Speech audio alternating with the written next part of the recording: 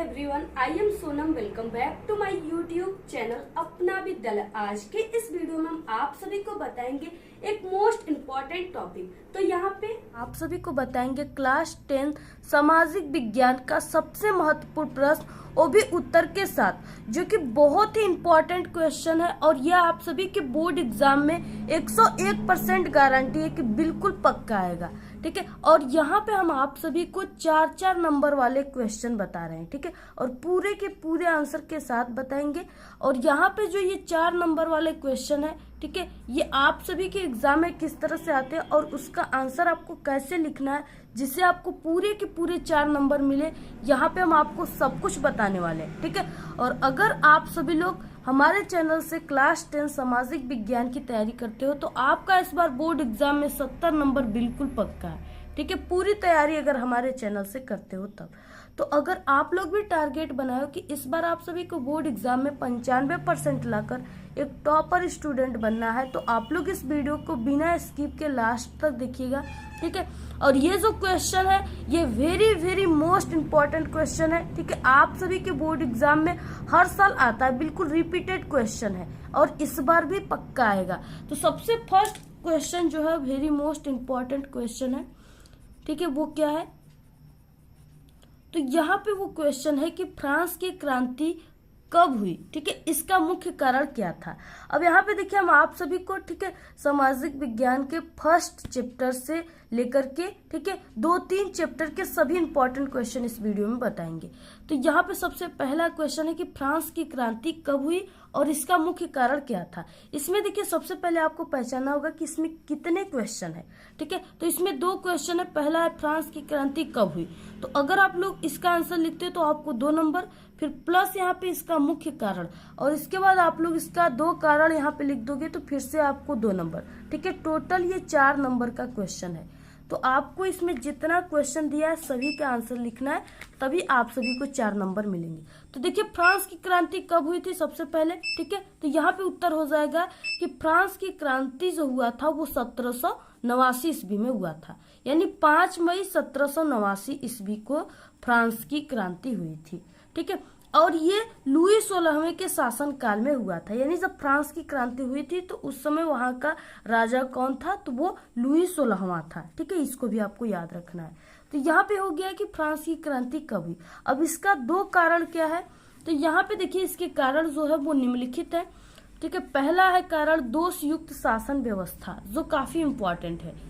दोषयुक्त शासन व्यवस्था, फ्रांस की क्रांति का प्रमुख कारण वहां की दोषयुक्त शासन व्यवस्था थी। ठीक है, राजा देश का प्रधान था और शासन के अंतर्गत करों की वसूल करने की प्रणाली भी अत्यधिक दोषयुक्त थी। ठीक है, और यह अधिकार सबसे अधिक बोली देने वाले, यानी जो सबसे अधिक बोली देता था, बोलता था, ठीक है, जो काफी जानकार जिसे कहते हैं, बोली देने वाले व्यक्तियों को दिया जाता था, जिसने फ्रांस के लोगों में असंतोष की भावनाओं को प्रबल कर दिया।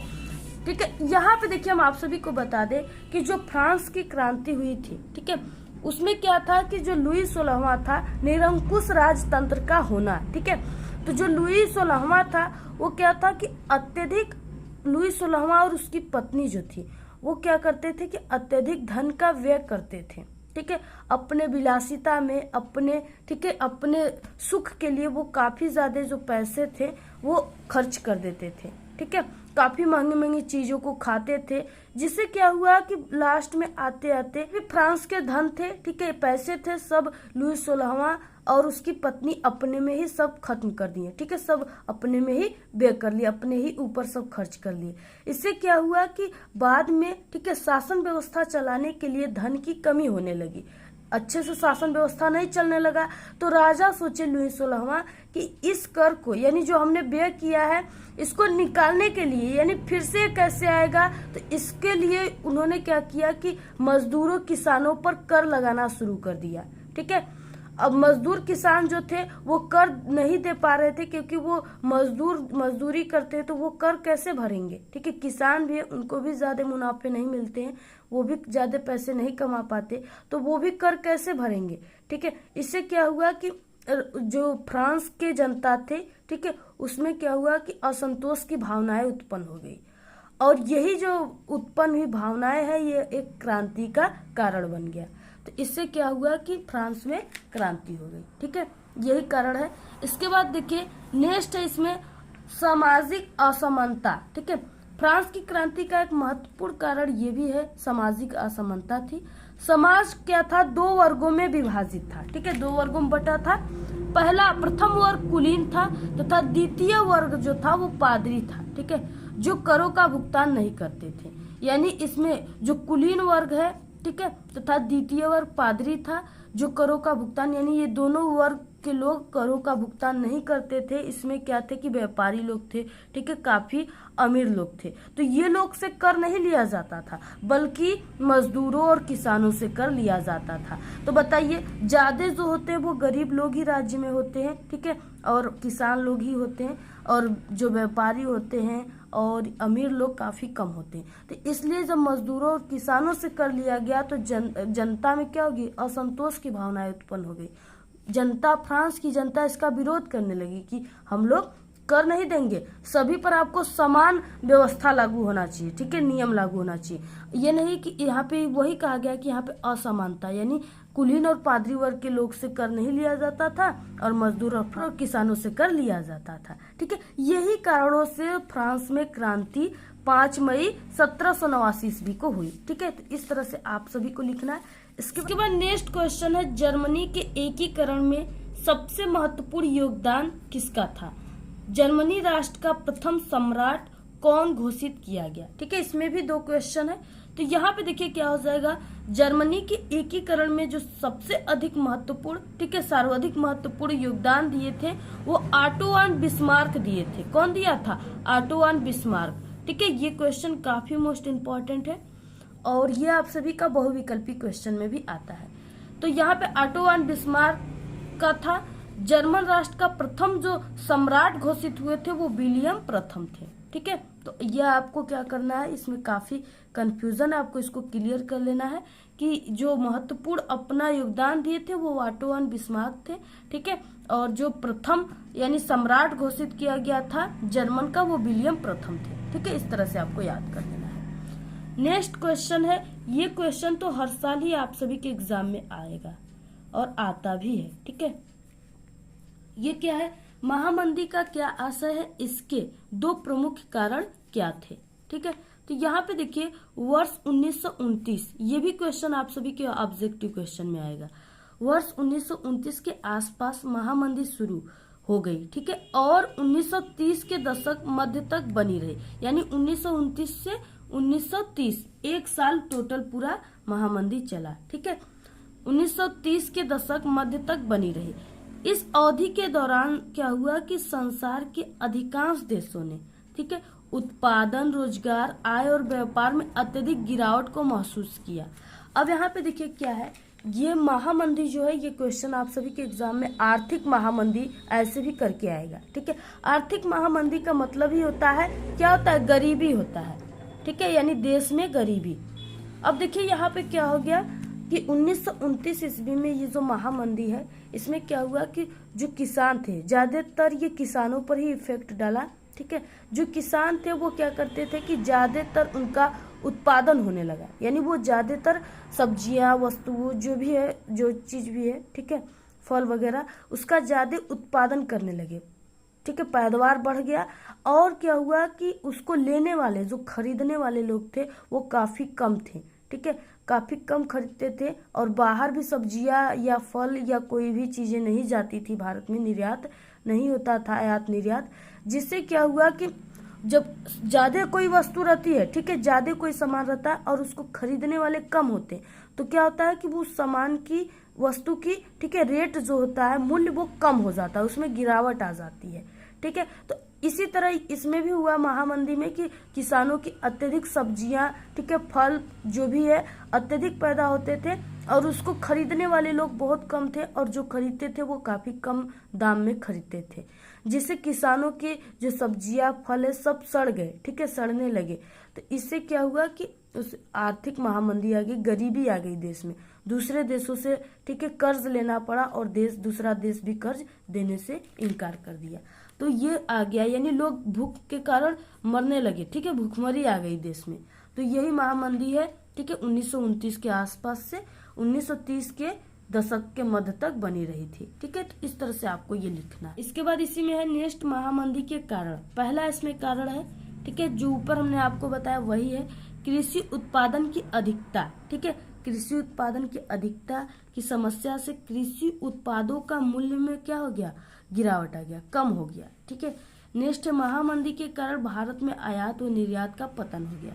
महामंदी के कारण भारत में आयात यानी जो सामान दूसरे देशों में जाता था भारत का और वहां से हमारे भारत में आता था दूसरे देशों से, वो वाली जो वो थी, ठीक है, यानी व्यापार थी, वो बंद हो गया, उसका पतन हो गया, ठीक है। इस तरह से आपको नेक्स्ट क्वेश्चन है, 19वीं शताब्दी में भारत से विदेश श्रमिकों को क्यों ले जाया गया, ठीक है। श्रमिकों में मजदूरों को, ठीक है, 19वीं शताब्दी में भारत से विदेश क्यों ले जाया गया था। ये क्वेश्चन काफी इंपॉर्टेंट है, पक्का आएगा आपके एग्जाम में। तो यहाँ पे क्या हो जाएगा, 19वीं शताब्दी में, ठीक है, लाखों भारतीय वो चीनी मजदूर जो थे, चीन के और भारत के, ठीक है, वो बागानों, खदानों और विश्व के विभिन्न निर्माण परियोजनाओं में कार्य करने के लिए गए थे। कहाँ पे, विदेश में गए थे, ठीक है। जिसमें सबसे अधिक जो मजदूर गए थे वो बिहार से थे, मध्य भारत से थे और तमिलनाडु के थे, ठीक है। ये क्वेश्चन इंपॉर्टेंट है, आप लोग तैयार कर लो। नेक्स्ट है बहुत ही वेरी इंपॉर्टेंट क्वेश्चन, ठीक है, वो है कि महात्मा गांधी के द्वारा चलाए गए असहयोग आंदोलन का क्या अर्थ है, इसका कारण क्या थे, ठीक है। अब देखिए, महात्मा गांधी ने 3 आंदोलन चलाए थे। महात्मा गांधी जो थे वो 3 आंदोलन चलाए थे, ठीक है। पहला आंदोलन उनका था असहयोग आंदोलन, यानी यही आंदोलन, ठीक है। उसके बाद नेक्स्ट जो आंदोलन था उनका वो सविनय अवज्ञा आंदोलन था, ठीक है। और उसके बाद नेक्स्ट आंदोलन भारत छोड़ो आंदोलन था। यानी इन्होंने कितने आंदोलन चलाए थे, 3 आंदोलन। आपको तीनों आंदोलन को तैयार रखना है, ठीक है।